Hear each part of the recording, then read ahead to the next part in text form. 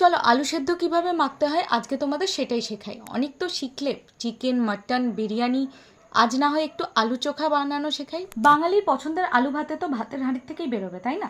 আর আলাদা একটা কড়াইতে পেঁয়াজ ভেজে লাল লাল করে তুলে রাখবে, আর শুকনো লঙ্কা ভেজে রেখে দেবে। তারপরে যে পাত্রে শুকনো লঙ্কা আর পেঁয়াজ ভেজে রেখেছো সেই পাত্রে গরম গরম আলু সেদ্ধ ভাতের হাঁড়ির থেকে বের করে গ্লাস বা খুন্তি বা হাতা কিছু একটা দিয়ে মাখতে শুরু করবে। অনেকের বাড়িতে স্ম্যাশার থাকে, সেটা দিয়েও মাখতে পারো। তারপরে ভাজা শুকনো লঙ্কাকে হাত দিয়ে গুঁড়ো করে নিতে হবে, আর পরিমাণ মতো নুন এবং তেল দিয়ে দিতে হবে। আমি পেঁয়াজ ভাজার সময় অনেকটা তেল দিয়েছিলাম, তাই আলাদা করে আর কাঁচা সর্ষের তেল দিলাম না। তারপরে সবটাকে একসাথে মেখে নিলেই বাস রেডি আলু ভাতে, আলু চোখা, আলু সেদ্ধ, যাই বলো না কেন। কোনো এক অলস দিনে ধোঁয়া ওঠা গরম গরম ভাতের সাথে এই রকম ভাবে আলু সেদ্ধ আলু ভাতে মেখে পরিবেশন করতে পারো।